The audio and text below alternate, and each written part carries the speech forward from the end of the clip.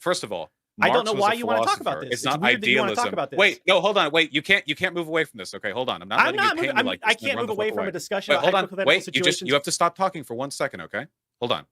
So imagine, all right, imagine aliens come down to Earth. This is and absolutely ridiculous, Vaush.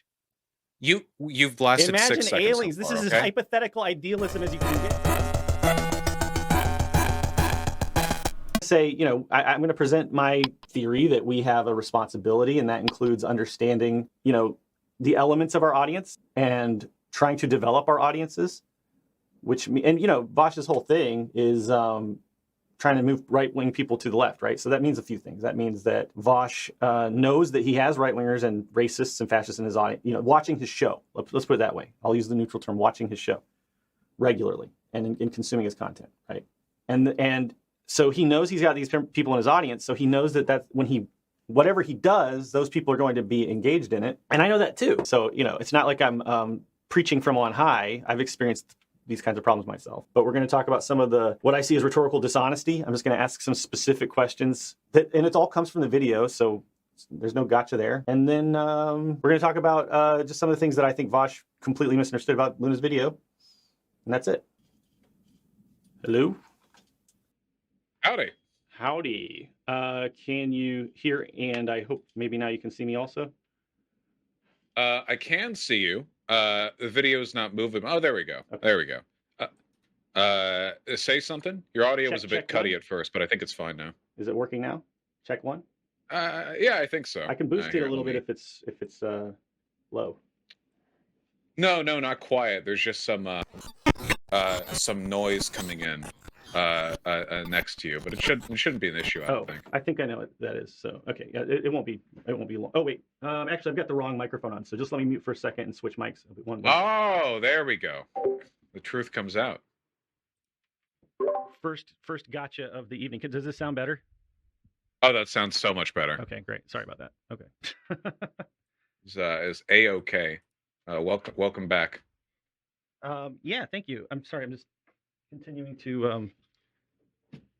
Yeah. Okay. All right. So yeah, thank you for agreeing to talk to me. I want to set this up by saying there is overlap between our audiences, and some of the people who watch your stream and watch mine have told me that I should reach out to you and talk to you, and they said you would be reasonable. I don't watch a ton of your content, you know, so I'm taking their word for it and gonna talk. I want to talk to you in good faith, and I know that there has been what some might consider drama or beef going on between you, me, and Luna, and some other people developing for some time. So I just want to address that and give you the opportunity to respond to some questions and things like that. So does that all sound like what we kind of agreed to in the emails? Does that sound good to you? Yeah, my pleasure. No, this is a bit of a novelty for me. Normally when people disagree with me, they sort of just take shots on Twitter. Mhm. I actually have a lot of respect for people who like hashing it out. You know, whatever you know, my reputation might precede, I do actually enjoy just calmly talking about disagreements, you know. Mhm. But yeah, hit me up. You sent me an email the other day, and you know, some people in chat were complaining like you put out a video shit talking me. But in the email, to your credit, you did say, "Hey, I'm going to put this video out, so don't interpret this as some kind of like sneaky, you know." So yeah, I don't think they have anything to complain about. Yeah, and then also, you know, people have differences about what's appropriate and what's not. One of the reasons I put the video out before the conversation was because I wanted to kind of formulate my thoughts and have some sort of basis to speak on. You know, so I do want to try to get I want to give you an opportunity to respond to some of the things I said. I doubt you've had time to watch it because it was a very long video, and you know, it's only been like maybe 11 hours since I uploaded it. So No, I'm afraid I have not. Okay. I saw some people in my community reacting to it. Some liked it, some didn't. You know, I'm known for having a disagreeable community, so I guess I'll see when I see. Wait a minute. Let me just. Okay, so all right, so yeah, I think we're all on the same page about that stuff. So the meta discussion, I guess, is out of the way. We can talk about the real issues. Yeah, hit me out. Okay, so there's three things, and I told you in the email, like 3 things I really wanted to kind of talk about, and The first thing is about, and I don't expect this to be a very long discussion, the first part. I wanted to just talk about the responsibility that we have as creators that have a large platform, right? So like, you and I both have pretty large platforms. I've got like over 100,000 subscribers on YouTube. You have, I don't know, what are you up to now? You're pretty big. It's like 360, 370, somewhere there, I think. But you have a ton of people watch your stream. I mean, you have very impressive numbers in terms of watching your live streams. So I think it's safe to say that we both have pretty substantial platforms. So I guess the first question I would ask is just in general, do you agree with me that when somebody has a large platform, it comes with a certain responsibility? Yes. Okay. I figured you'd agree with me on that.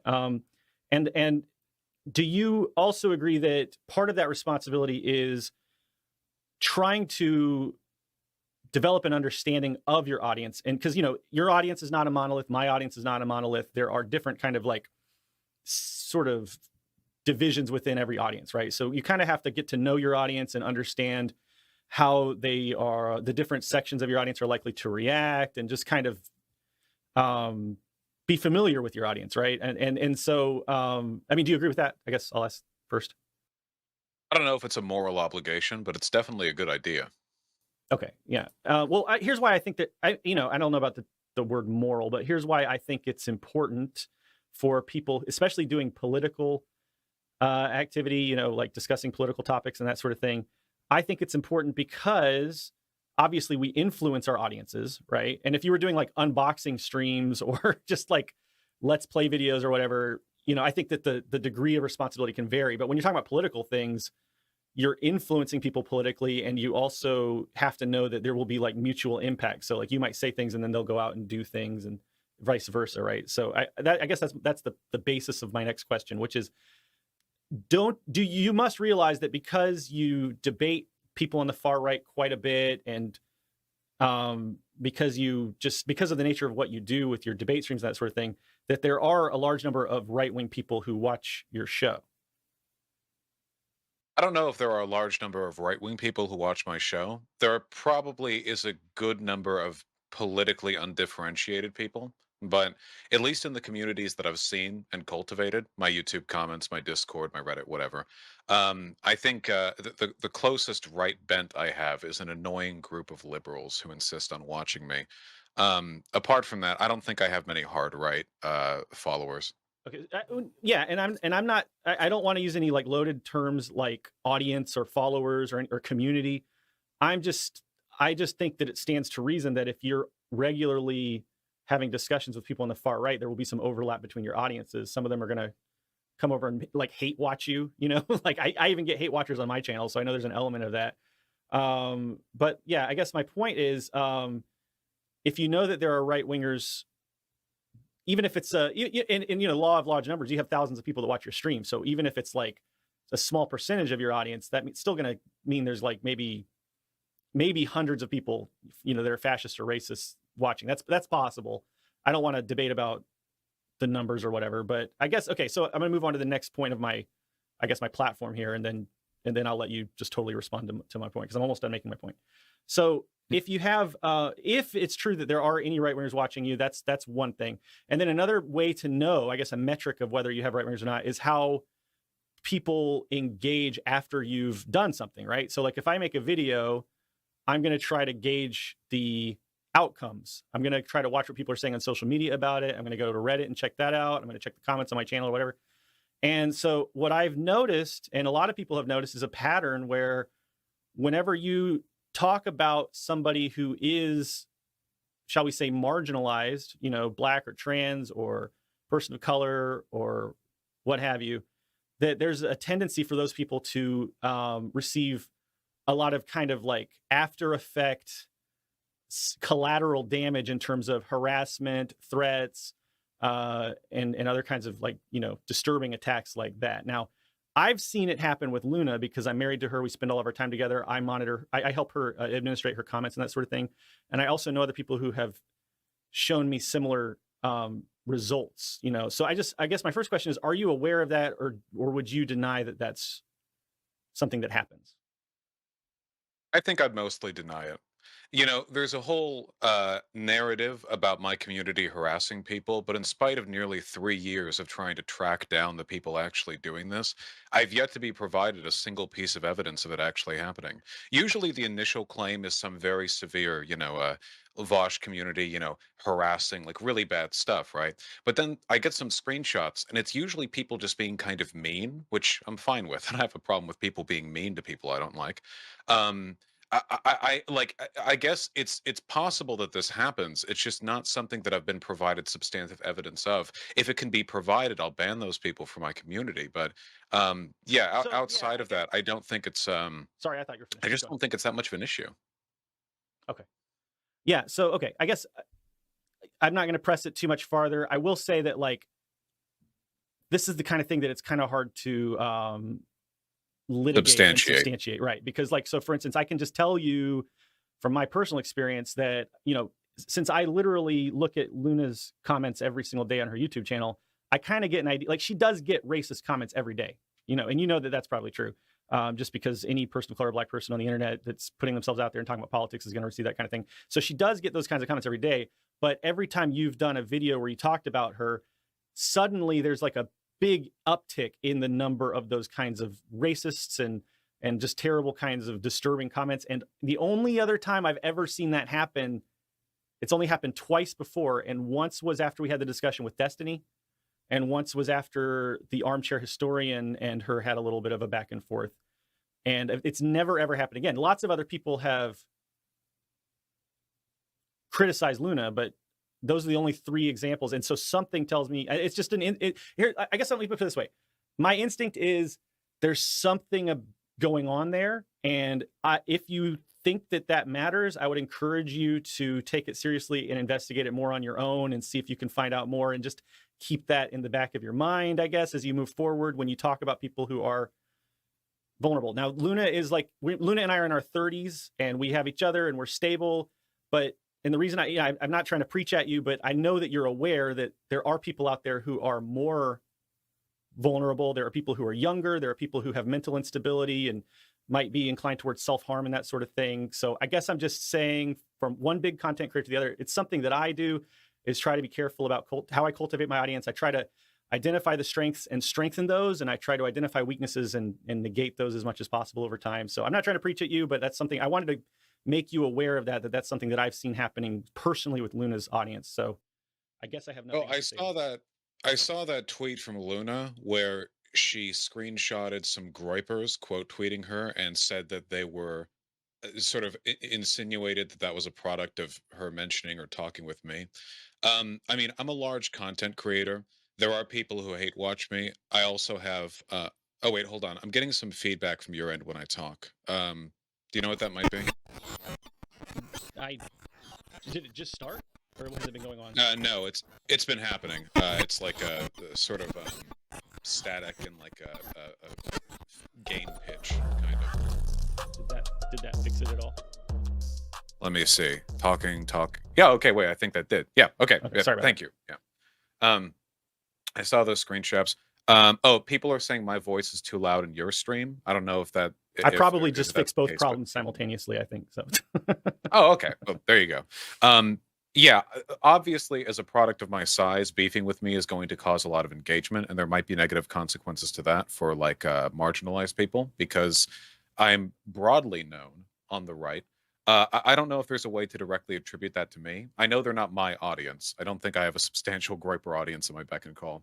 I just don't know if there's anything I can really do about that, because at that point, it's not even about my community. It's just about the size of my channel and exposure given to people that I disagree with. And we're working off tenuous connections as well. I mean, it could very well be that even if I was perfectly responsible with all my engagement, merely the act of being signal boosted to the level that one is when they engage with me would then increase the likelihood of that kind of negative attention. It feels like the link here is tenuous enough that I don't have a direct control over it, or really even an indirect control. The only solution would be, I think, to just not ever engage with, positively or negatively, any other figures who are marginalized, which probably wouldn't be good. That doesn't seem like a sustainable solution, I think.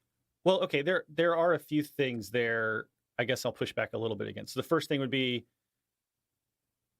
you know, every time there's some things you can do. Every time I talk about somebody who I disagree with, who could be the receiving that kind of, hate, like, I'm very careful to tell my audience, like, do not harass this person, blah blah blah. That will help with your actual audience, your community, the people that you actually like, enjoy. But then also, you just, I don't know, I think you could be more selective about some of the things that you say about certain people, because there have been instances, like with, for instance, when you talked about Luna, I don't think that calling her a useless stepchild of Vietnam, I think that might fan the flames of like racial problems. I'm not saying that you were intentionally being racist. That's not the point there. But I think that having that kind of super vitriolic statement could perhaps fan the flames. I think maybe when talking about people in marginalized positions, you could perhaps just stick to the facts and to the ideas more, instead of bringing up the personal vitriolic remarks like that, calling them stupid, using ableist slurs and that sort of thing. I think that might be one way you could kind of control some of that. Do you like completely disown and denounce the people who have made racial comments about Luna since you made your stream about her? Oh, anyone who makes racist comments towards Luna is either not a part of my community, or if they are, should be removed from it. I'm not a racist, and I don't tolerate racism in any of my platforms. If it really is like hate followers who are watching or simply responding to an increase in visibility, though, nothing I say will change anything. I mean, I could have a positive interaction. In fact, I know this because I have had positive engagements with people, marginalized people, either race, gender, sexuality, who then got harassment after talking with me, not just from the rest of the left for deigning to talk with me, of course, but just as a product of being made visible, you know. So if that is the group responsible predominantly for the real vitriol, I don't think there's anything I could do other than be silent. In terms of like harassment from my community, like the tone that I set, I'm okay with it. I'm generally quite mean to conservatives or people that I don't like. I think that's okay. I think that the vitriol is sort of an essential Well, okay, you don't think component. that when you said that Luna's a useless stepchild of Vietnam, that could, even if you didn't intend for it to have racial undertones, right? Because intention here doesn't matter. I think you'd agree with me. It's the outcomes that matter. You don't think that that's the kind of thing that can stoke racially charged responses from people or encourage. Sure, but you can get that from criticizing China too, right? Like I hate China, but if you talk about that long enough, folks who are actually racist are going You to can catch talk on. about how you There's hate only so China much you can without do about calling that. somebody a useless stepchild of China, for instance. I mean, like, that's a Well, weird if they thing were to say about if someone. they were a Chinese if they Like, were a what does that even Chinese mean? A useless nationalist. stepchild of Vietnam? I don't really understand what you were trying to say there. Oh, I don't know. Threw out probably like 100 or 200 insults. I don't even remember the one you're saying Okay, right so yeah, the now. fact I'm that you sure don't in remember context what it you was very said funny. tells me you weren't being too careful when you talked about her as an individual. Like, maybe you forgot a little Well, bit that she's a person, is what I'm I afraid can't of. remember every insult I deliver over a whole stream. I mean, that's hours every day I'd have to log. I don't have that much Yeah, storage I don't space in know. my head. I think you could be careful. I think you could be more careful about how you talk about other people. But Well, okay, I don't what you've I said think there. this is going nowhere. So, do you have anything else you Well, I want to say just about want to this? say what you've said there, that doesn't cross my threshold for irresponsible treatment. I mean, obviously, and I'm not this isn't an effort to poison the well. Obviously, you have a closer relationship with Luna than I do. That's I do kind of an recognize that she's a understatement, I think. person. Yeah, that's part of being, Yeah, right, right. Well, we're gonna have different perspectives on an acceptable level of vitriol towards people that you don't like. I guess the thing that always weirds me out a little bit is I'm very mean to conservatives on my channel. Nobody seems to mind that much. But then when there are people on the left who have ideas that I think are just as pernicious, you know, all of a sudden, people, you know, they get very up in arms about it. I don't understand the double standard personally. I can't I speak think to that that it's because I don't have enough insight into or optics into that. So I what do just you know think that, it's okay if I was I'm just asking because yeah. I just want to know if it's a broad opposition or if there's kind of like a specific favoritism here. If I was doing a video on like I don't know Ben Shapiro and I was just throwing them out there, all the insults, nothing anti-Semitic or whatever, but just insults. Do you think there's an issue with that vitriol, or do you think that's a If fine it's thing to motivated do? by things like race and or being trans or whatever, then of course there's a problem. Even if, like, for instance, like, uh, like if there's if you're debating a conservative who was gay, and then you made some kind of comment that could be construed as referencing their sexuality. I'm not saying you did that. I'm speaking hypothetically. And then that person got harassed for being gay, even if they're conservative, I certainly wouldn't say that that's acceptable. You know what I'm saying? And I think that I'm saying you. I'm just saying the hypothetical you. A person who did that would have to take responsibility for the role that they played in that. And I think that when you're throwing Hold out on. What? insults, you need to be thinking about the potential ripple effects that the words you use can have when you're talking to thousands of people. Yeah, sure. Well, I think the ripple effect is, I suppose I dislike her, and I'm okay with people in my audience disliking her. But if the racial comments, like the racism, is really coming from like the Groyper hate followers, I just don't think there's a relationship between the language that I use, this language at least, which is, I don't think, racialized, and the outcomes. Hold on, somebody linked the stepchild thing. I just want to hear it. It's 6 seconds. 1 second. Yeah, the modern Vietnamese government has produced little fucking off stepchild bastard children like Luna Oi here. Yeah, the modern Vietnamese government has produced. Oh yeah, it's a comment on Vietnamese education producing like nationalist defenders. Yeah. So that would be like the stepchild comment. What is the stepchild connection there? You know that Well, she's 5 like, years older than you. I mean, I don't understand why you keep calling her a child, and it seems kind of like overly demeaning. I don't know what basis you have for that. I'm okay with being demeaning. Okay. With the stepchild thing, when I think of like, it was like the redheaded stepchild kind of thing, like the idea that like like a bunch of like sort of children running around, it's like 20 of them, and you can remember the names of 16 or so. I think it's a salient critique of the way governments will sort of indoctrinate. Could you not have made that point? Knowing what you know, and knowing and conscious of the way that certain people that watch your show, could you just not have made that point with a little bit less personal vitriol? I guess I just don't understand I don't understand. Like, I talk about people all the time that I don't like, but I don't make weird comments about them like that could be construed. I'm okay with the vitriol. Also, to be fair, I'm pretty sure Luna's been quite vitriolic to me for a while. Luna doesn't talk about you for months on end until you decide to do another stream about her. That's something I can tell you for sure. Oh, sure. She doesn't just go around talking about you all the time. It's always in self-defense. I mean, I have to say that I've been very keyed on that. I think there was at least one time she started something, but it doesn't matter. This isn't like a who started it type thing. I'm just saying that I think the vitriol certainly is mutual. I don't see an issue with being vitriolic. It's fine. If anything, I'm working on maybe trying to be a little more vitriolic. I feel like the left online gives way too much of a pass to certain types of ideas. Some Why types do you of think nationalism. that is beneficial? I mean, what do you think what end does that serve? I don't get it. I don't understand how calling somebody a useless stepchild of Vietnam serves any purpose.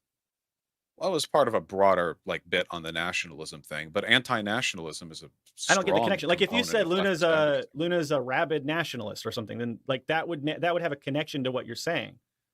I don't understand it. I don't see this. I don't feel like this conversation is going anywhere. I don't think that you're.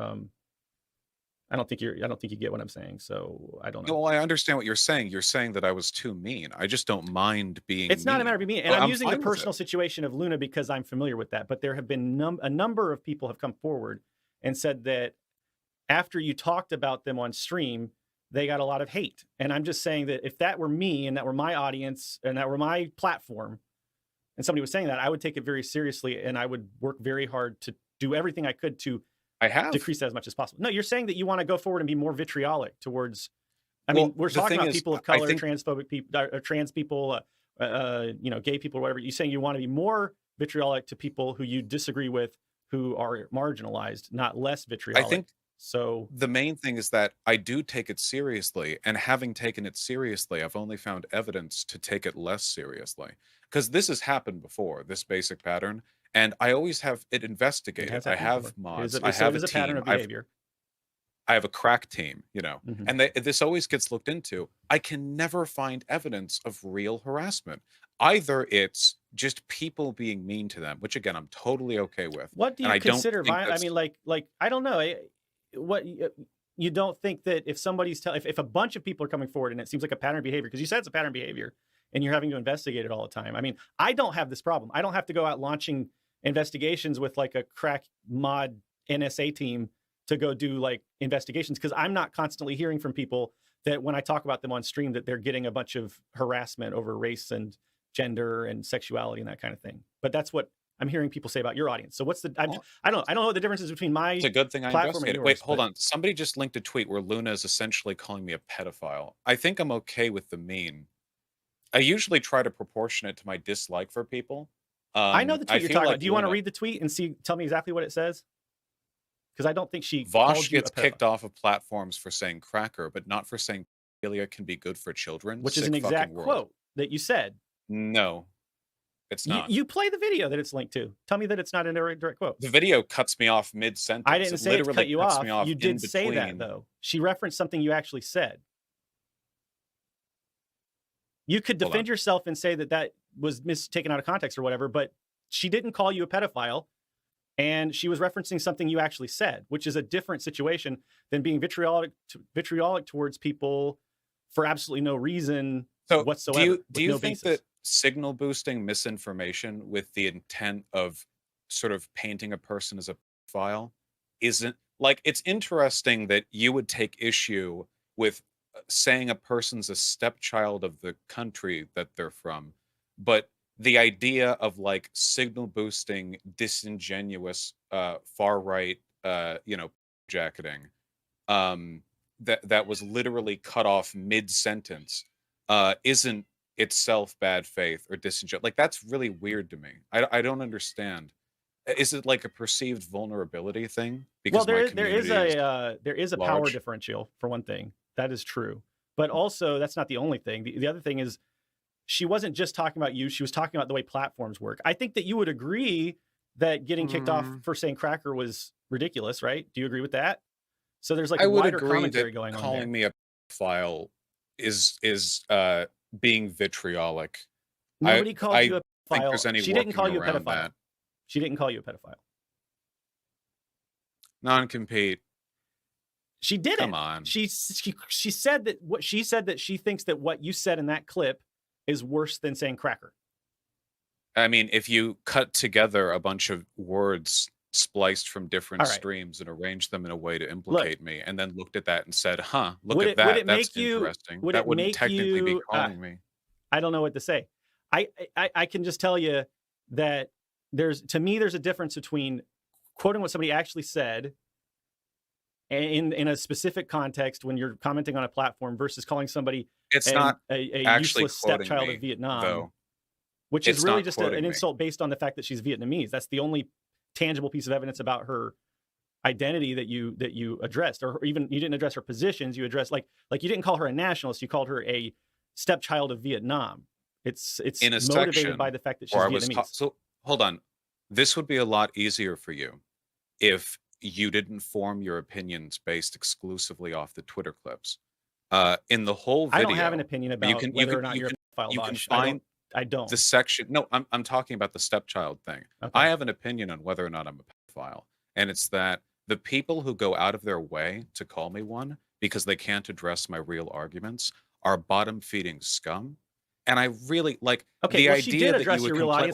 audience. Hold on. All right. The idea that people would complain about vitriol. I mean, not even about like the arguments used, right? But like in terms of vitriol.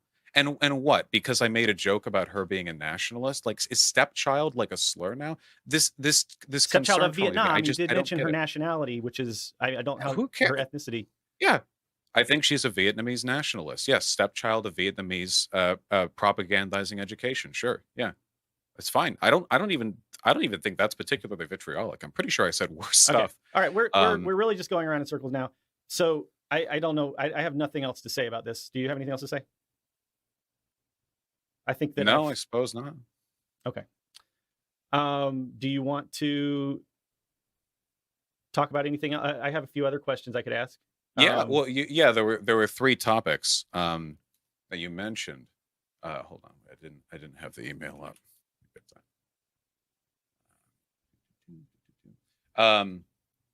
Well, you said the first one was on targeting marginalized people, and the second one was a perceived lack of understanding of Luna's video and of dialectical materialism, and then the third one was the dishonest rhetorical tricks I use in my discussions. And I'm happy to talk about either or both, if you'd like.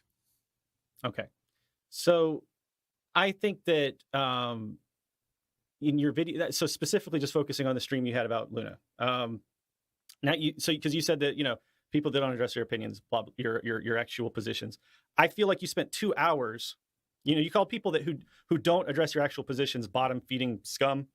You spent 2 hours and call me files. That's okay, the part that categorically Luna did not call you a pedophile. She said, she quoted something that you said, and I do happen to agree. I don't think there's any situation where an adult can have a sexual relationship with a child, and it has a positive outcome. So we do. If you had actually seen the full bit that was clipped from, then you would agree. You saw the full bit, not just the Twitter bit, but the full thing. Yeah, your logical foundation was that there can be some situations where an adult and a child can have a positive outcomes. You didn't say. Anyway, it's totally immaterial to what we're talking. No, it's important. So in a consequentialist sense, you can easily construct a situation where essentially anything is fine. I'll ask you, just follow through. No, with I don't. 30 seconds I'm not an idealist. I'm not going to talk about hypotheticals that don't have any bearing on material reality. That is, wait, hold on. I'm not going to do that. I'm not going to talk about hypotheticals with you, Vaush. First and I'm not going to talk about hypothetical situations where adults can molest children and it has a positive outcome. Not something I'm going to talk to you about. You're the one Wait, hold on. First of all, I don't know why you want to talk about this. It's not idealism. Wait, no, hold on. Wait, you can't move away from this. Okay, hold on. I'm not letting you paint me like this. I can't move away from a discussion about hypothetical situations. You have to stop talking for 1 second, okay? Hold on. So imagine, all right? Imagine aliens come down to Earth. This is absolutely ridiculous, Vaush.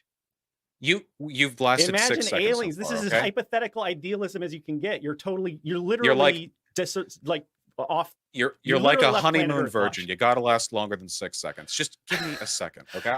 Did I not let you talk for a long time when you were establishing your premises? I'm not going to talk about hypotheticals with you. It's not something that we agreed to talk about. I said that I'm going to talk about 3 things with you. You just have to listen. You just have to listen, okay? Now you can imagine a situation in which aliens come down to Earth and they say, we're going to blow up the whole planet unless you kill this innocent kid. Now, in a consequentialist sense, killing that innocent, right? I know, right? So follow through. So in a consequentialist, I know an inability to grasp philosophy is one of my biggest issues. It's idealism. It would apply to both of you. It's idealism. That's not what this philosophy and idealism aren't the same thing. Those don't mean the same thing. You're constructing hypothetical situations that have no bearing in reality whatsoever. Hypotheticals aren't. Wait, do you think an idealism is when you construct a hypothetical? Do you think those mean the same thing? You're going to lecture me. There's no point in having this discussion. Is my point. Can you answer that question? Do you think idealism means when you construct a hypothetical? If you construct a hypothetical that has nothing to do with reality, and you think that gets you closer to the truth, that is idealism, because you are making the ideal conscious processes of thought your basis for truth. And I am a materialist, and my basis for finding truth is the material world. I see the issue. You think idealism is when you think, which is why you don't. No. Listen. If you read Das Kapital, okay, you'll actually find hypotheticals. They're actually kind of ubiquitous. Look, they're grounded in reality, though. They're grounded in actual things that happen. Like you'll find just let's finish the point. We can move on if you let me talk for 10 seconds, okay? So in that situation, you could argue consequentially that the outcomes would be good to murder that innocent child because the Earth doesn't get blown up. Then, because the Twitter bit cuts me off literally mid-sentence, you follow on from that point to talk about how a rule utilitarian could have a categorical opposition to the murder of children in spite of that. The whole argument was one against the predation of children, but far-right people like to clip me out of context because it's easier than debunking me. That's it. That was it. All right. That is idealism, though. Okay. It's not what idealism means. It is. When you think that you can find any truth that brings you, like if you use a hypothetical that's grounded in reality, then that can be productive. This isn't what idealism means. It's not. You don't know what that term means. Well, what do you think idealism means? So do you mean idealism like in relationship to materialism in the dialectical sense, like dialectical idealism versus dialectical materialism? Because the Hegelian concept has nothing to do with the construction of hypotheticals. No, it doesn't. But it does. But no, it does. It does. So yes, it does, because idealism is the position that the basis for finding truth, and this actually does move towards what I wanted to talk to you about. So I'm fine with talking about this now, because I do think you misunderstand the difference between materialism and idealism. And I think you don't understand the relationship between Hegel and Marx and Engels. And I don't think that you understand the difference between historical materialism and dialectical materialism. So these are all things I did want to ask you about. So Hegel's whole dialectic, and the problem that Marx and Engels had with Hegel, was that he sought truth on the basis of the ideal and consciousness. Okay? Marx and Engels broke with that, and they thought that the material world and objective sense data, empirical sense data, is the primary basis for truth. But they were not empiricists. They were not positivists, meaning they didn't think you could only find truth in sense data, in empirical data. Okay? Do you agree with all of those things I just said, or do you know those things? No, I don't think that's correct. I think that's simplified in some respects and incorrect in others. All right. Well, just tell me what you think idealism is, Vaush. The dialectical disagree. So first of all, idealism is a philosophical tradition dating back millennia.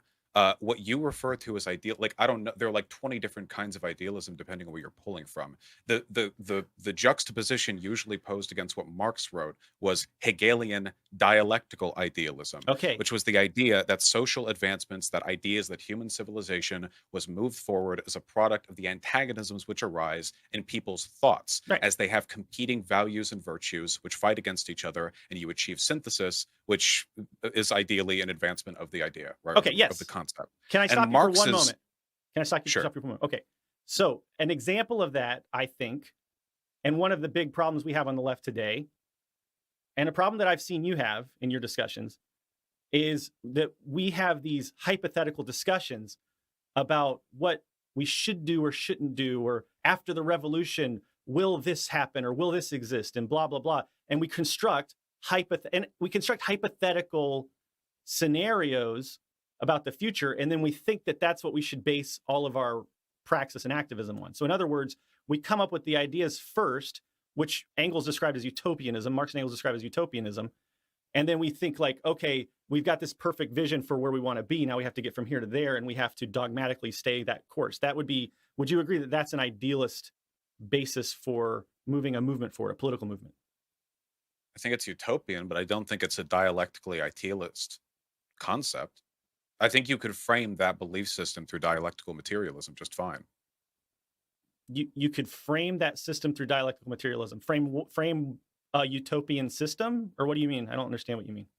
Dialectical materialism is only a mode of analysis. It's a theory to explain the movement, the evolution of human behavior, a society, social developments. You could apply it to anything. You can analyze any system, any society through the lens of dialectical materialism. It doesn't have to be. There isn't like a dialectically materialist way of doing a thing. Outside the process of analysis, you can't like make a civilization and go like, this time we'll do it dialectically, materially. That you're putting the cart before the horse if you say this would be a perfect society, and a priori, you will find out through praxis what works and what doesn't. That was a big important thing that Marx and Engels pointed out, was that you can only find truth through practice and praxis. I'm not a utopian. I agree that it is dumb to conceptualize an ideal society. Okay, so when you conceptualize things with aliens and things that don't happen on planet Earth, that's a useless rhetorical strategy in terms of actually finding truth. This is what you were writing back to? No, yes. Okay. So, no. Let me explain. And please listen. This can be instructive, okay? Okay. There is a massive difference between framing your pragmatic advocacy for a political system based on a utopian vision of a future that you don't have material conditions to account for, and the construction of a hypothetical to illustrate the dynamics of a moral system. If you read See, Capital, okay, I moral promise system. you, Boom. you will That's a find metaphysical hypotheticals concept. that are very outlandish. Hold on. Your whole thing, you believe that you can construct a moral system where you can, beforehand, before I material. didn't construct it. It's just rule utilitarianism. You can't, the material conditions determine what is morally acceptable and what's not. When the French resistance were blowing up What? Nazis, that was okay because the material conditions they were in, right? Do you agree with that? But it's not always okay to just go blow What? people up. Like there are certain material No, conditions those where it's are acceptable and some where it's not. those have nothing to do with each other. No, I'm not a moral relativist. Wait, do you think slavery was moral because back then people thought it was moral? That's exactly the opposite of what I'm saying. I'm saying that The it was material justified conditions for of slaves. 16th century agriculture demanded the existence of slavery. Do you think that's moral then? Like That's my point, is that it has, I believe my morality stems from dialectical, like, so let me put it this way. Material conditions. Dialectical materialism isn't a moral system. It's just an analysis of history. Okay. Those aren't. Why do you think? These are the people who criticize my philosophy. Here's where you're wrong, because you are conflating empiricism and positivism and determinism with dialectical materialism. But one of the important things that Marx and Engels pointed out, Vaush, is that through conscious activity, we can impact the material world and we can make changes. And so, for instance, people can liberate themselves by developing mass movements, but they have to develop them with an understanding of the material processes of reality. If you try to develop, so for instance, of course, all poor people don't want to be poor anymore, right? But like, if you have false consciousness and you don't have a firm grasp on how material processes work and how the world actually develops and how things can develop and how applying your consciousness to material conditions will develop reality. If you don't have that, then you will fail and fail and fail again. That's why Engels and Marx wrote Socialism, Utopian, and Scientific, because they wanted to stop they were organizers, they were activists, they were actually going out, they were members of groups, they were doing things, and they had praxis, and they were so tired of having hypothetical conversations with people, that their contemporary fellow activists. There's a difference between opposition to constructing a hypothetical entirely and opposition to the idea of basing one's entire political advocacy off of hypotheticals and nothing else. But that's because pragmatic advocacy for a political system and ethical systems are two different things. Hypotheticals are the only things that you can really use to construct a normative ethical system, because you have to isolate. Where are you getting this? Where are you getting this information from? Or is this something you just came up with, or what is this? What are you talking about? Okay, if you're constructing an ethical system, like, or I guess learning to understand. What's an ethical system? What's a moral system?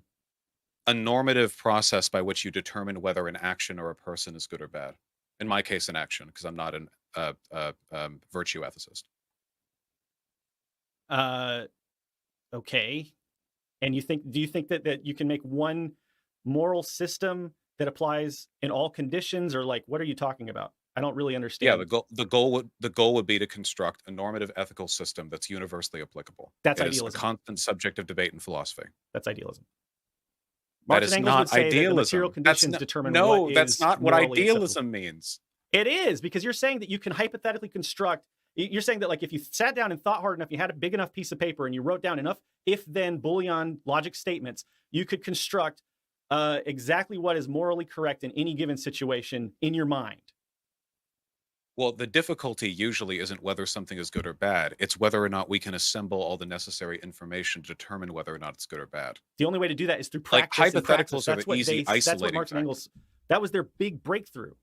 That's what made them, they synthesized empiricism and positivism of people like Hume and Ricardo and Smith and the idealism of Hegel. And they realized that there's actually this dialectical relationship between material reality, material conditions, and human consciousness.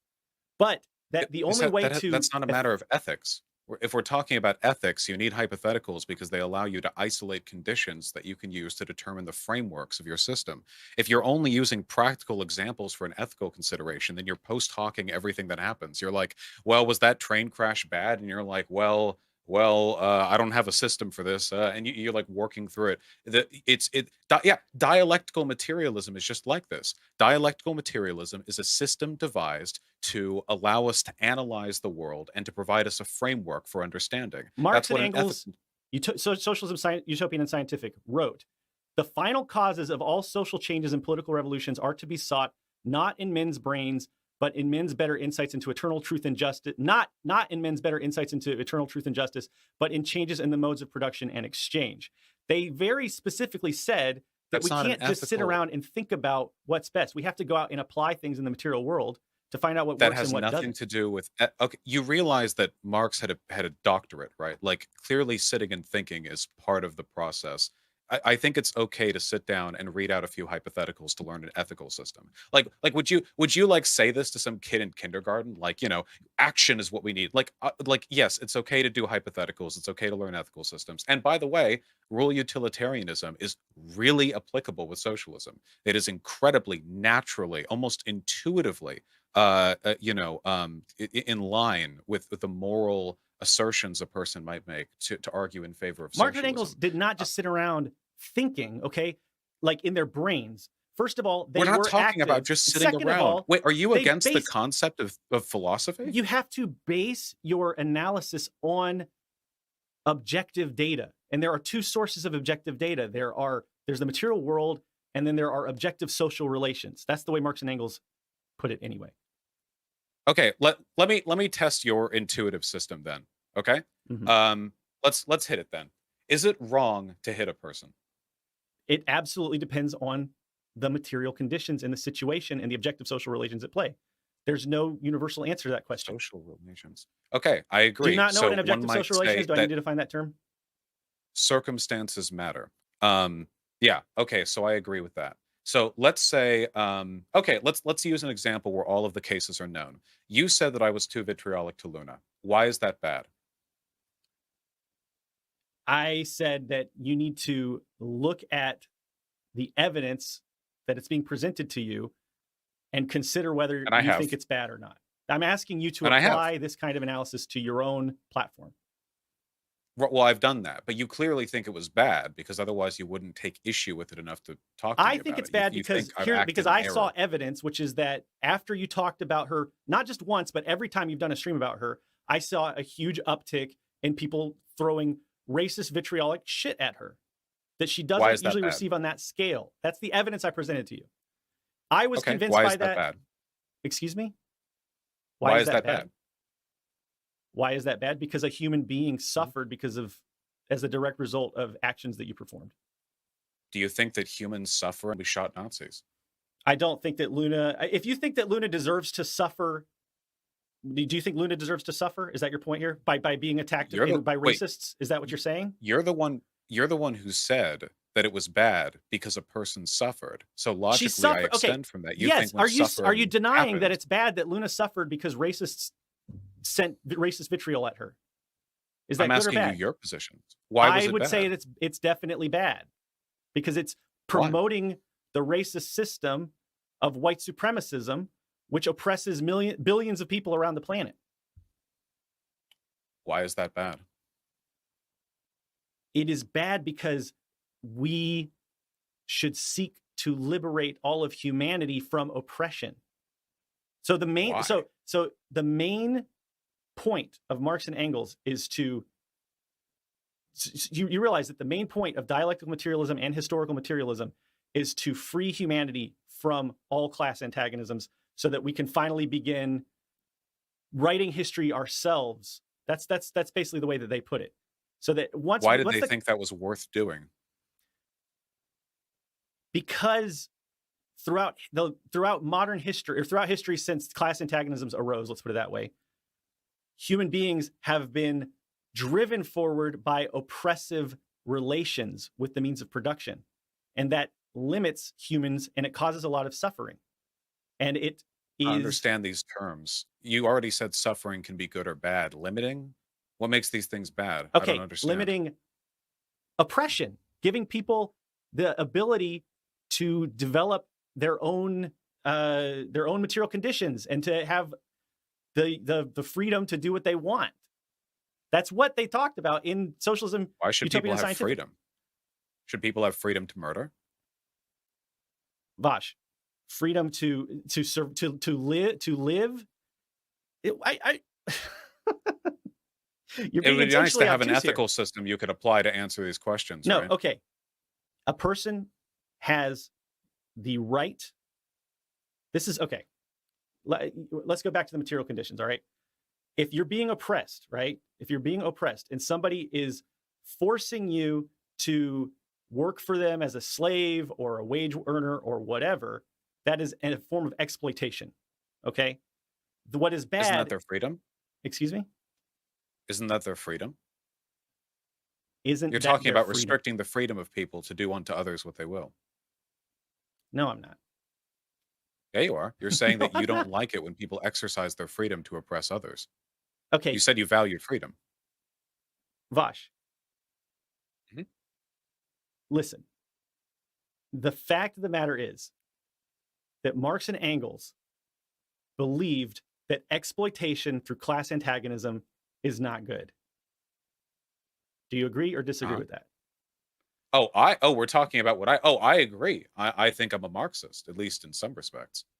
Okay. But I have an ethical system that informs the reasons why I feel Marxism is worth following. And what is that? Rule utilitarianism. Or I guess some people say you can fold that into act utilitarianism. So let's just say utilitarianism. Fine. But but there's no. Okay. This isn't a matter of idealism. It's a matter of understanding why we fight for what we fight for. What you're arguing for is intuitive morality, which is exactly what leads to every goddamn pogrom and mass slaughter that's ever happened throughout history. When people post hoc justify what's right or wrong, only the construction of and adherence to moral systems that you can understand can prevent that kind of stuff from happening. And it's why I'm hammering on it right now. I don't like it when you're laughing like, oh, The hypotheticals, material oh, conditions will thinking, dictate what's acceptable or not. If and the only way to what does that mean? We have okay. Like, why are you against the concept? Do you think you're smarter than like all of like ethics, like the whole philosophy? No, but my like, ethics are that's- grounded in It's like the most complicated. So okay. If you are, I don't know how to explain this to you. Like you have to look at history, right? That's one way that's one way to look at it. So whenever people have been enslaved, if they rise up and use violence to liberate themselves, then that is probably acceptable because they had material conditions in which violence was being okay. So like the Nazis? rising up against the Nazis was acceptable. Yes, for instance, the French Resistance. After World War I, the Nazis claimed that Jewish bankers were holding the country down, and that was false consciousness because that wasn't actually happening. That was false consciousness. How can you tell? They constructed a moral utilitarian rule that did not align with reality, and that's what led them down. They were not utilitarian. Wait, the Nazis were not utilitarian. Careful with that. They were very, very not utilitarian. The point is that they were their ideology was not aligned with reality. How can you tell? Because Jews don't actually control banks in the world. There was a disproportionate number of Jewish control of banks in Germany during. All right, Vaush, we're done here. Thank you. Good. That's all I need to hear. Thanks. All right, I'm done. That was insane. Okay, sorry, folks. I can't go down that road. I'm sorry.